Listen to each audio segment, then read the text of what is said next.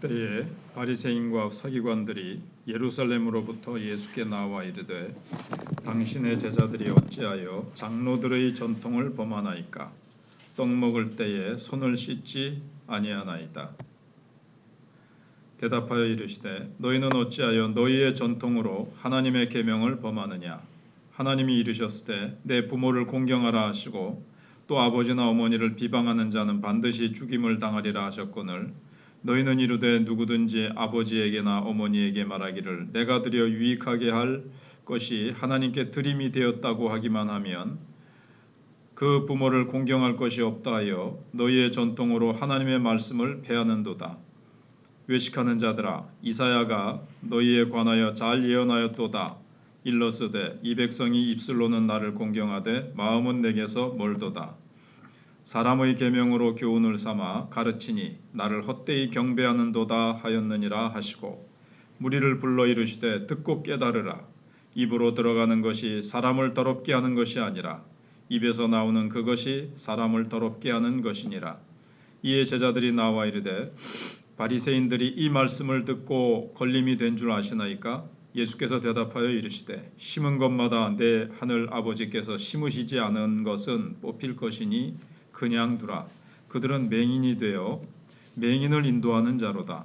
만일 맹인이 맹인을 인도하면 둘이 다 구덩이에 빠지리라 하시니 베드로가 대답하여 이르되 이 비유를 우리에게 설명하여 주옵소서. 예수께서 이르시되 너희도 아직까지 깨달음이 없느냐? 입으로 들어가는 모든 것은 배로 들어가서 뒤로 내버려지는 줄 알지 못하느냐? 입에서 나오는 것들은 마음에서 나오나니 이것이야말로 사람을 더럽게 하느니라. 마음에서 나오는 것은 악한 생각과 살인과 간음과 음란과 도둑질과 거짓 증언과 비방이니 이런 것들이 사람을 더럽게 하는 것이요 씻지 않는 손으로 먹는 것은 사람을 더럽게 하지 못하느니라. 아멘. 제목은 전통보다 중요한 말씀입니다. 바리새인들이 장로들의 전통을 어긴 제자들을 비난하자 예수님은 사람의 전통을 지키려다 하나님의 계명을 저버린 잘못을 책망하십니다. 사실 하나님의 말씀보다 권위 있는 토대는 없는데도 지금 본말이 전도되고 주객이 바뀌는 예는 숱합니다. 그러면 이제 신앙에서 가장 본질적인 것은 무엇입니까? 종교 지도자들은 지금 고르반이라는 그 서원을 핑계로 부모 공경을 외면했습니다. 자기가 가지고 있는 모든 재산 하나님께 바쳤다는 겁니다. 사실 고르반은 지금 바치는 것이 아니라 앞으로 바칠 거라는 것을 이제 서약하는 것처럼 되는 거죠. 난 하나님께 다 바쳤기 때문에 부모를 공경할 나는 재물이 아무것도 없습니다. 이런 식으로 부모 공경을 외면했던 겁니다. 하나님을 위해서 전부 바친 것처럼 경건한 신앙 행위처럼 보였지만 욕심을 감추는 위선이자 전통과 제도를 가지고 하나님의 말씀을 무력화하는 죄악이었습니다. 전통을 이유로 하나님의 말씀의 본래의 의도를 왜곡시키는 그런 경우를 바리새인들이 범한 거죠. 오늘날도 교회 속에서 우리 교회는 전통적으로 이렇게 해왔다 이러면서 원래 하나님의 말씀의 의도를 왜곡하는 경우도 있을 수가 있습니다. 그래서 중심을 보시는 하나님 앞에서 거짓 없는 믿음으로 행해야 되겠습니다. 하나님은 정말 부모 공경을 피하려고 하는 건지, 정말 부모를 공경하는 건지, 또 하나님을 정말 공경하는 건지, 아니면 공경하는 척하는 건지 하나님은 다 아신다는 거죠. 그래서 예수님은 이사야서를 인용해서 전통을 위해서 계명을 저버린 외식을 날카롭게 책망을 하십니다. 그래서 이사야 1장에 있는 대로 이 백성들이 입술로는 나를 공경하되 마음은 멀다라는 지적을 뼈아프게 하십니다. 이스라엘 백성들이 이사야 시대 때 그리고 바리새인 예수님 시대에도 입으로는 거창하게 하나님에 대해서 많이 공경하는 척, 찬양하는 척 하는 말로 그렇게 했지만 마음이 담긴 소위 제사도 아니었고 예배도 아니었고 순종도 아니었고 그런 것이 아니었습니다. 예배와 제사 때는 입술로 막 거창하게 했죠. 근데 마음이 담긴 순종과 실천이 중요한데 그렇게 하지 못했다는 겁니다. 그래서 입술로는 나를 공경하되 마음은 멀도다. 마음에 없는 형식적인 예배, 헌금, 참 마음이 담기지 않은 여러 가지 하나님을 공경하는 척하는 여러 가지 의식들, 하나님께서는 그거 안 받으신다는 겁니다.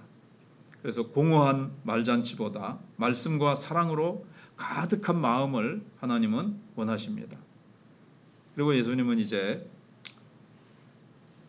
들어가는 것과 나오는 것에 대해서 말씀을 하십니다. 종교 지도자들은 예수님의 제자들이 손을 씻지 않고 부정한 손으로 음식을 먹었다는 것 때문에 이 전통을 어겼다고 비난합니다.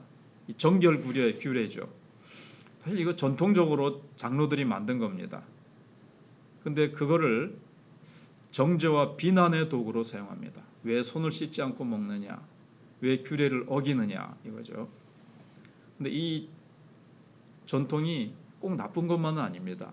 손을 씻으면서 이게 밖에서 혹시 내가 또 죄를 지었을라 하면서 이렇게 처음에는 아마 영적으로 또 마음으로 여러 가지로 이게 이제 유익할 수 있습니다.